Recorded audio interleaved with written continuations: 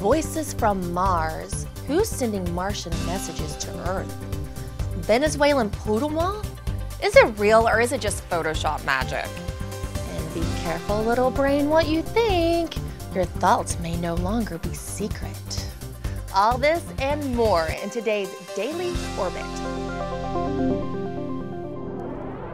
Hi, I'm Emerald Robinson. Welcome to the Daily Orbit. Messages received from Mars. Is it Martians? No, it's NASA Administrator Charles Bolden. NASA announced in a press conference yesterday that Curiousity successfully sent back a pre-recorded message by Bolden, marking the first time in history a human voice has been heard from Mars. This is an extraordinary achievement. Landing a rover on Mars is not easy. Others have tried. Only America has fully succeeded. Since landing on Mars on August 5th, Curiosity has sent over 7 gigabytes of data back to Earth with detailed images of its surroundings and even an idea of what Mars smells like. Bolden closed his Martian message with inspiration for forging into the future. Curiosity will bring benefits to Earth and inspire a new generation of scientists and explorers as it prepares the way for a human mission in the not-too-distant future. And redOrbit will definitely have the scoop for you when that happens. Loch Ness? Bigfoot? Now a poodle moth? With its white fluffy hair, bulging black eyes, and alien-looking antennas, there are many skeptics of the picture of the Venezuelan poodle moth which surfaced last week. Zoologist and science writer Dr. Carl Schuker verified the picture taken at the Grand Sabana National Park in Venezuela. Does it remind anybody else of a gremlin?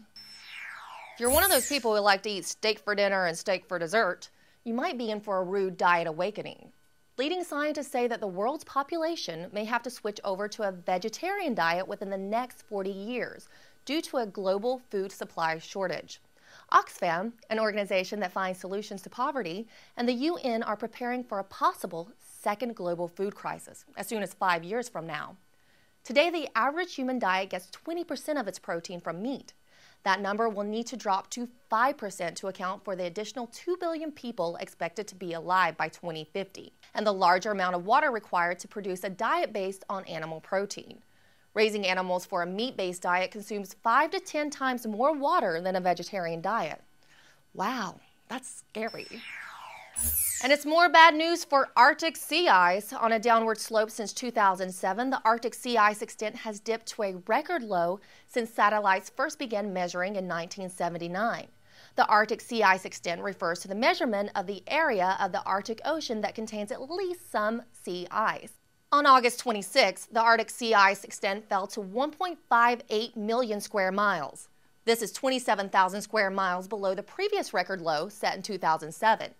Most scientists believe that this continued decline is tied to global warming caused by increases in human-generated greenhouse gases. Further decline is expected by scientists as the melting season typically continues further into September.